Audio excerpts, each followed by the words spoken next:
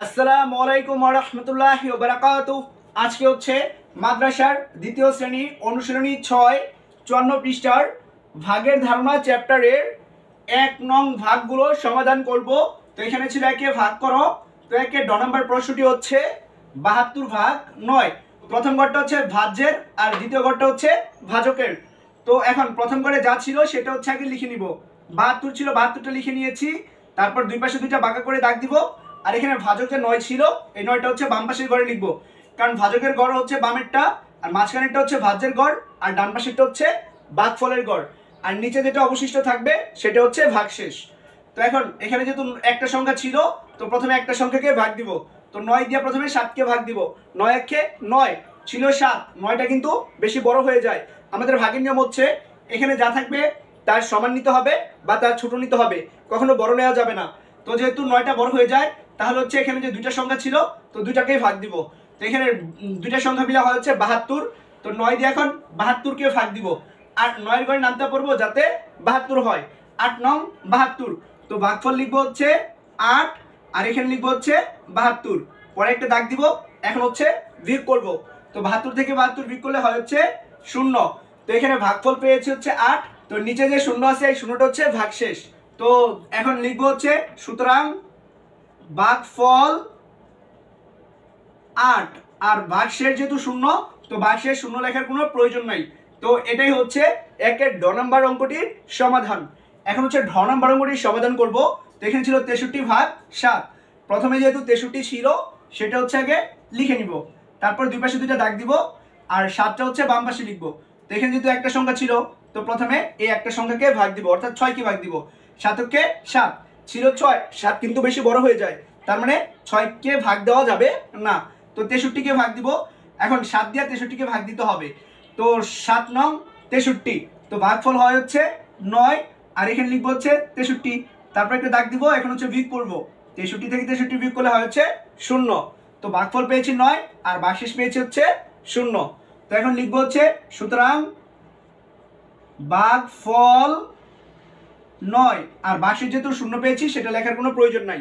তো এটাই হচ্ছে একের ঢ নম্বর অঙ্কটির সমাধান। এখন হচ্ছে মূর্ধন্য নম্বর অঙ্কটির সমাধান করব।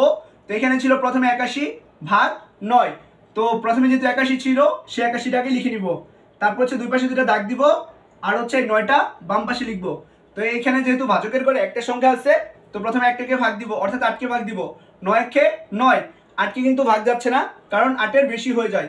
তো কি করব, এখানে যে দুইটা সংখ্যা আছে, তো দুইটা সংখ্যা মিলায় হয় হচ্ছে 81। তো 9 দিয়ে এখন 81কে ভাগ দিব।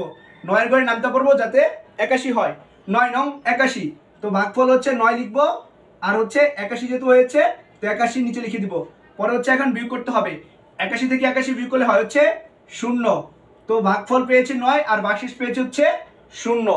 তো এখন নিচে লিখে দিব হচ্ছে সুতরাং ভাগফল 9, আর ভাগশেষ যেহেতু 0 পেয়েছি, এটা লেখার কোনো প্রয়োজন নাই। তো এটাই হচ্ছে মূর্ধন্য নম্বর অঙ্কটির সমাধান।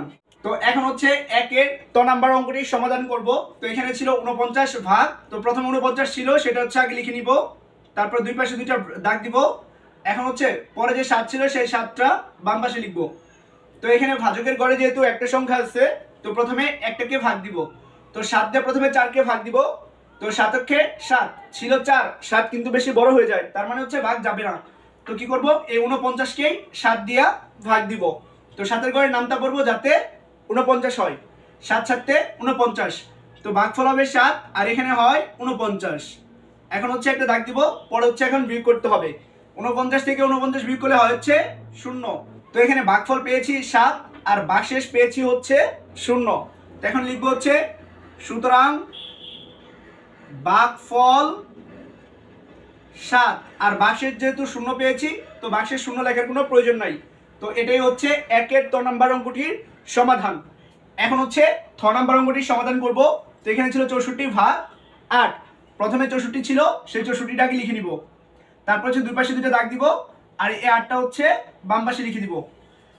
তো এখানে যেহেতু একটা সংখ্যা ছিল ভাজকের ঘরে, তো প্রথমে একটাকে ভাগ দিব। তো 8 দিয়ে প্রথমে 6কে ভাগ দিব। 8কে 8 ছিল 6, 8 কিন্তু বেশি বড় হয়ে যাচ্ছে, তার মানে 6কে কিন্তু ভাগ যাচ্ছে না। তো কি করব, 64কে ভাগ দিব। তো 8-এর ঘরে নামতে পড়বো যাতে 64 হয়। 8 8 64, তো ভাগফল লিখবো 8 আর হচ্ছে এখানে লিখবো 64, পরে একটা দাগ দিব। এখন হচ্ছে বিয়োগ করব, তো 64 থেকে 64 বিয়োগ করলে হয় হচ্ছে 0, তো ভাগফল পেয়েছি 8 আর ভাগশেষ পেয়েছি হচ্ছে 0। তো এখন লিখবো হচ্ছে সুতরাং ভাগফল 8 আর ভাগশেষ যেহেতু 0 পেয়েছি, তো ভাগশেষ 0 লেখার কোনো প্রয়োজন নাই। তো এটাই হচ্ছে খ নাম্বার অঙ্কটির সমাধান। তো এখন হচ্ছে ধ নাম্বার অঙ্কটির সমাধান করব। তো এখানে ছিল 36 ভাগ 4, তো প্রথমে 36 ছিল, 36টা লিখে নিব, পরে দুই পাশে দুইটা দাগ দিব, আর এই 4টা হচ্ছে বাম পাশে লিখব।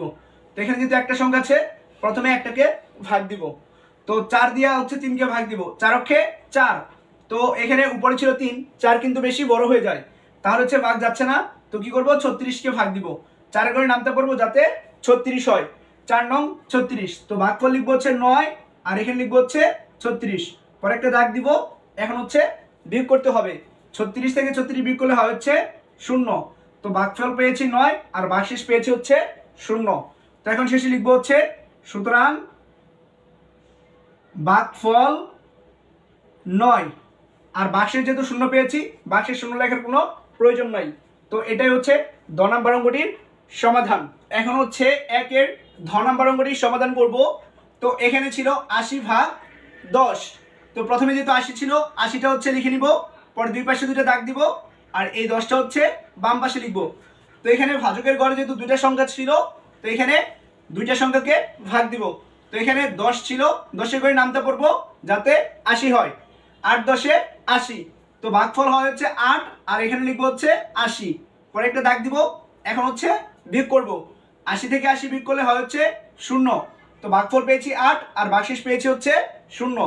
তো এখন লিখবো হচ্ছে সুতরাং ভাগফল 8 আর ভাগশেষ যেহেতু 0 পেয়েছি, ভাগশেষ 0 লেখার কোনো প্রয়োজন নাই। তো এটাই হচ্ছে ধ নাম্বার অঙ্কটির সমাধান। তো এখন হচ্ছে ধন্তেন্ন নম্বর অঙ্কটির সমাধান করব। তো ধন্তেন্ন নম্বর প্রশ্নটি হচ্ছে 72 ভাগ 8, প্রথমে যেহেতু 72 ছিল, তো 72টাকে লিখে নিব, তারপরে দুই পাশে দুইটা দাগ দিব, আর 8টা হচ্ছে বাম পাশে লিখবো।